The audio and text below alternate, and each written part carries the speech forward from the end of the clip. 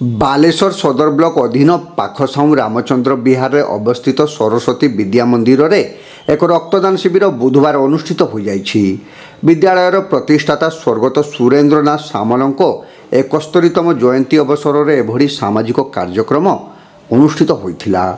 प्रत्येक वर्ष स्वर्गत सामल जयंती अवसर में रक्तदान शिविर विद्यालय परिसर में आयोजन करा जाइथाए। मुख्य अतिथि भाव डाक्टर सौरभ कुमार पंडा जोगदे शिविर को आनुष्ठानिक भाव उद्घाटन करने सह आयोजक मान भूयसी प्रशंसा करते।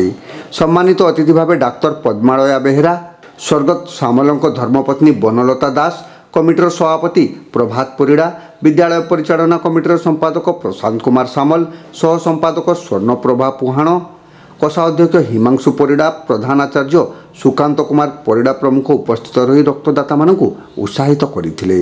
अन्यमानक मध्य वनप्रभा जेना, संयुक्ता सेठी, अनिशा पात्र, अनन्या दास, सुचरिता शतपथी, नमिता महांती, भारती बारिक, मधुस्मिता महाडिक, सौमित कुमार सामल, दिलीप कुमार सह प्रमुख उपस्थित रही कार्यक्रम में सक्रिय सहयोग करथिले।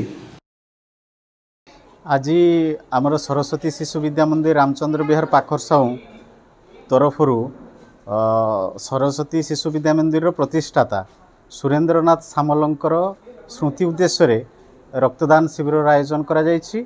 एवं आमर उद्देश्य तांकर जो आत्मार सद्गति पाई आमे गोटे ए ब्लड डोनेशन कैंप आरंभ करिछु। तांकर मृत्यु पर पाखरु केते वर्ष धरि चल 4-5 वर्ष धरि चलछि। कोन मेसेज देबे अन्य मानकु दबा रक्त दियंतु जीवन बंचांतु। आमर रक्तर अभाव घोर अभाव देखा देछि। बालेश्वर जिले में रक्तर अभाव देखा देछि। आमे आशा रखिबु समस्ते निर्द्वंद्व रक्त दियंतु, रक्तदान करंतु, निज शरीर को सुस्थ रखंतु एवं अन्यर जीवन को बंचातु। या ही आमर मुख्य मेसेज रहिबो। आशा रखिछे आमे जेहेतु निकट रक्तदान शिविर होईछि तेणु आमे आशा रखिछु 30 ରୁ 32 यूनिट रक्त संग्रहित हेबो। निश्चय सोशल आम प्रत्येक वर्ष करुचु एवं समस्त मेसेज दौचु।